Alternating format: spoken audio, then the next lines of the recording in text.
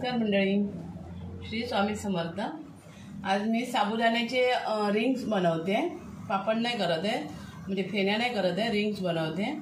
त्यासाठी मी 2 ग्लास इथे साबुदाणा रात्री भिजत घातला होता। म्हणजे मी 2 ग्लास घेतला होता, त्यासाठी मी 4 ग्लास पाणी टाकलेलं।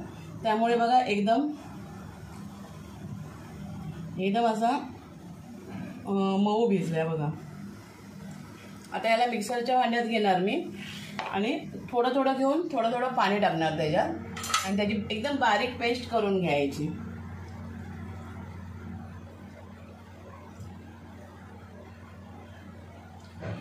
ही काही कलरचे करणार आहे आणि काही व्हाईटच ठेवणार आहे आणि एकदम करायला सोपे आहेत रिंग।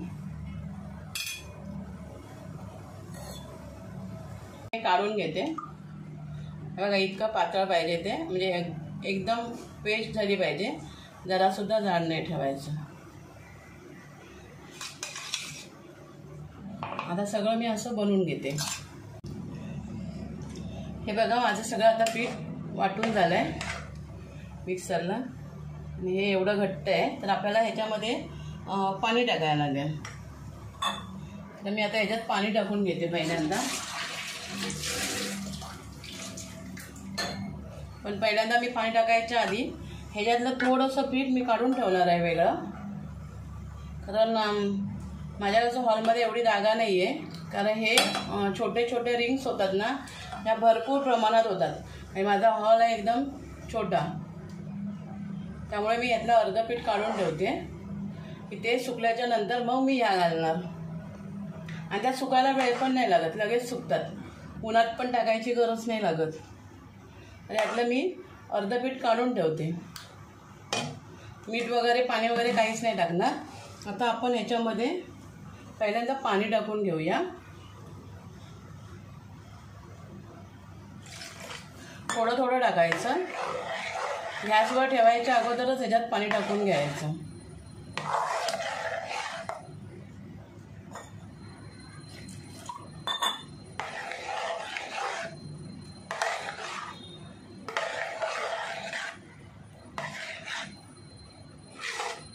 आणि ते 7-8 मिनटं त्याला शिजायला पण पाहिजे, त्याच्यावर चकाकी आली पाहिजे। चकाकी आली की समजून जायचं आपलं हे पीठ तयार झालं आहे।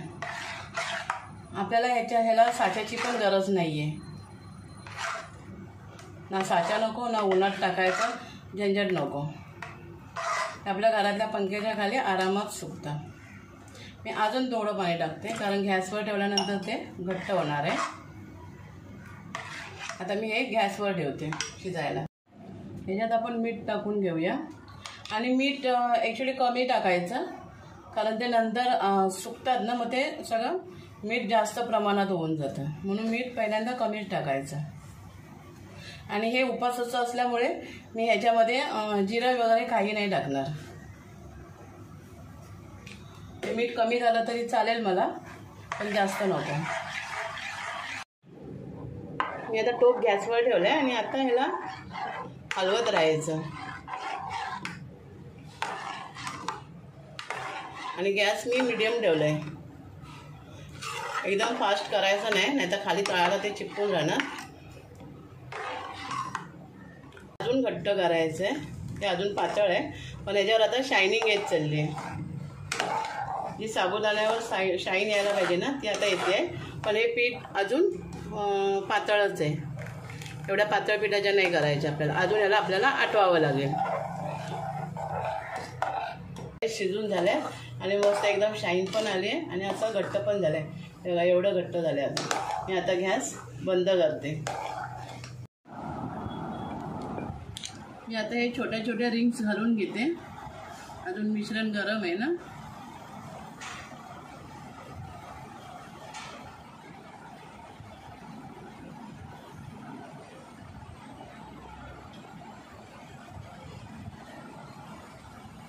ह्याच्यासाठी ना मी अर्ध पीठ काढून ठेवलं, तुम्हाला दिसतात की नाही माहीत नाही मला, सफेद पेपरवर। आणि याला मी तेल वगैरे काहीच नाही लावलं या पेपरला।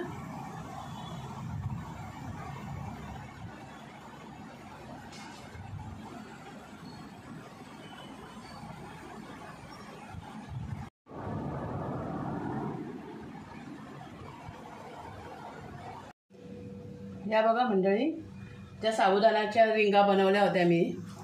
आता ह्या मस्तपैकी बघा सुकले आहेत, दिसत आहे का, असे सुकले आहेत आणि एकदम या एवढ्या किती बघा छोटे आहेत.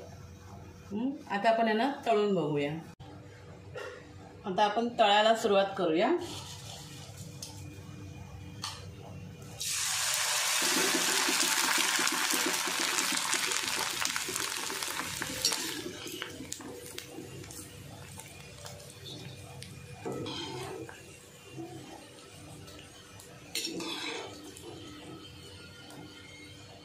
लगेच एवढ्या मोठ्या होतात, त्यामुळे करताना साईज छोटीच करायची यांची, जास्त मोठी नाही करायची.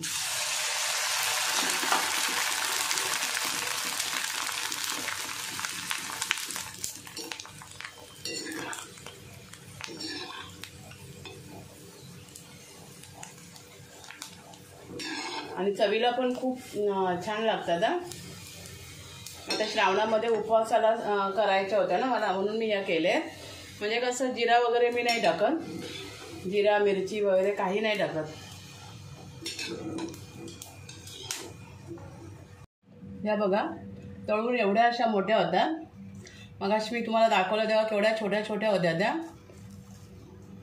आणि आता त्यांची साईज बघा केवढी मोठी झाली आणि एकदम